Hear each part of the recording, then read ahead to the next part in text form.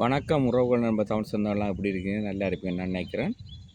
நேரம் 3:10 ஆயிட்டுது. அப்போ வேலைக்கு போகிற இடத்துக்குள்ளே வந்தேன்னா நம்ம வந்துட்டு பார்த்தா வெயில் நல்லா இருக்குது. இதுக்குள்ள ஒரு சின்ன ஒரு காடு, பெரிய காடு, சின்ன காடு இல்லை பெரிய காடு.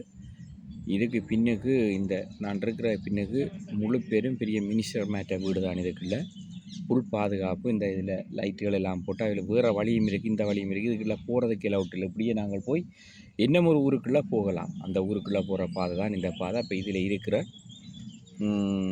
என்னென்னு கேட்டால், என்னுடைய நண்பன் அடித்து காலையிலேயே நீண்ட நேரம் என்னோட நிறைய விடயங்களை பற்றி பேசியிருந்தான்.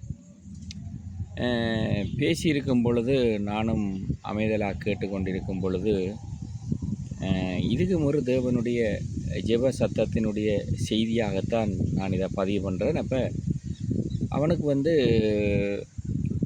திடீரென்று வேலையிடத்தில் போலீஸ் கொண்டு போய் வேலையும் இல்லாமல் பிடிச்சி கொண்டே வச்சுருந்துட்டு அவங்களோட சட்டத்திட்டங்களுக்கு நாங்கள் தான் விட்டுருந்தோம்.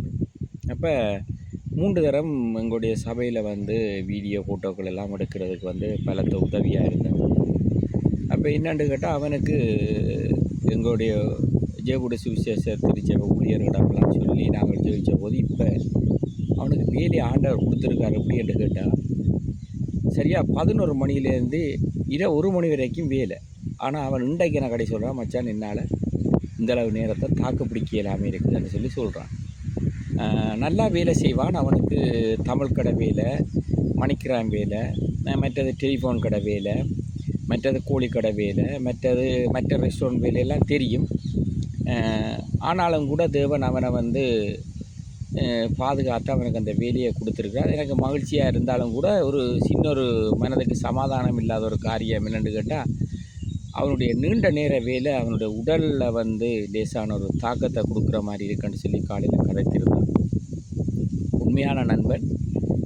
எனக்கும் இந்த நாளில் சில விடயத்தில் எனக்கு ஒரு 3 மாதமாக ஒரு விடயத்துக்காக நான் ஓடிக்கொண்டிருந்த பொழுது அவனோட எல்லா விடயத்தை பகிர்ந்து கொண்ட போது அவன் பேசியிருந்தான். பல விடயங்கள் என்னோட எடுத்து முரண்பாடாக பேசியிருந்தான். இந்த காரியங்களை நீ தவிர்த்துக்கொள், நீ கடவுள் அறிஞனே, உனக்கு எல்லாம் தெரியும், எல்லாத்தையும் நிதானமாக செய்து நிதானமாக நடந்து போன்னு சொல்லி என்னோட மிக ஆறாமராக கதைச்சிருந்தான். அது இந்த இடத்துல ஒரு நல்ல ஒரு அமைதலும் எனக்கு கிடைச்சிது. நான் லேசாக இப்பையும் தேவனை குறித்து நினைப்பேன் இந்த இடத்துக்குள்ள போனாலும். அப்போ இந்த இடத்துல இயற்கையில் பார்க்கல கூட நான் மனம் விட்டு நினைச்சது, தேவன் இந்த பெரிய நாட்டில் இப்படி ஒரு இயற்கை காற்றுகள் இயற்கையோடு சேர்ந்து ஒரு ஆறுதல் எங்களுக்கு தாராரு. இது கோடி ரூபா கொடுத்தா கூட இந்த டைமில் இந்த இதை நான் பெற்றுக்கொள்கிற பெரிய கிருபை. இதெல்லாம் தேவனுடைய இயற்கையான ஒரு கிருபை.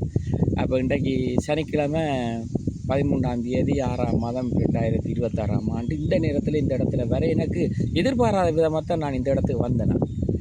பார்க்கும் பொழுது சில நினைவுகளை பகிர்ந்து கொள்ளுது.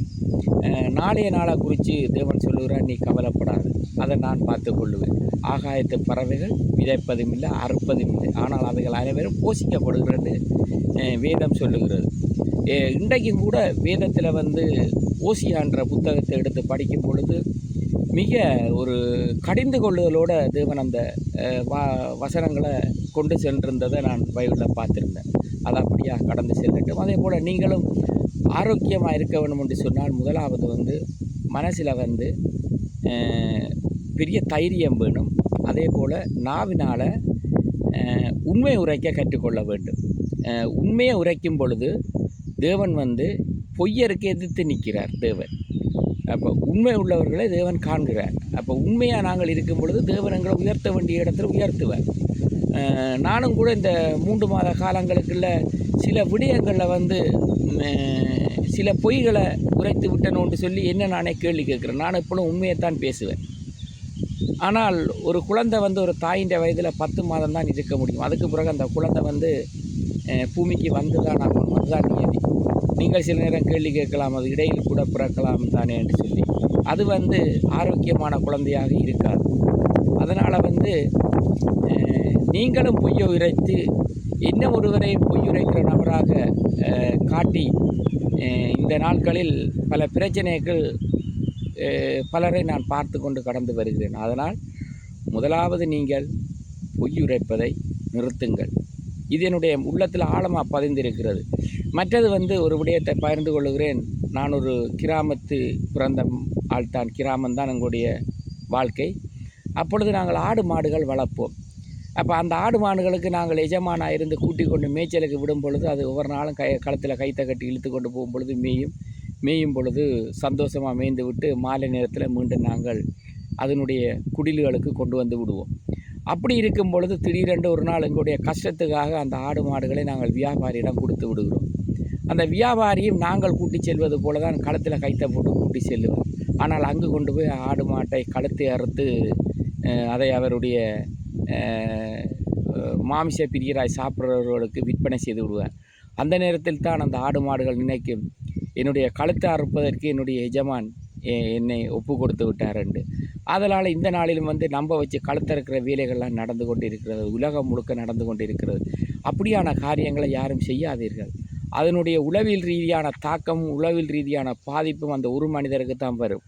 அது வெளி தோலிலோ வெளி சதையிலோ காட்டாது. அது அவ்வளவு உள்ளுக்குள் இருந்து ஆணித்தனமாக அந்த மனிதனே இருக்கும். இப்படியான காரியங்களில் இருந்து மனிதராக பிறந்த நாங்கள் வெளியில் வர வேணும் என்று சொல்லி, இந்த மாலை பொழுது உங்களுக்கு நல்ல பொழுது அமைய வேணும் என்று தேவனிடம் பிரார்த்தனை பண்ணிக்கொண்டு உங்களிடமிருந்து விடைபெற்றுக் கொள்கிறேன். உங்கள் வன்னி மலத்தில் ஜிடி பண்டன். நன்றி, வணக்கம் நண்பர். தமிழ் சொந்தங்கள் அனைவருக்கும்.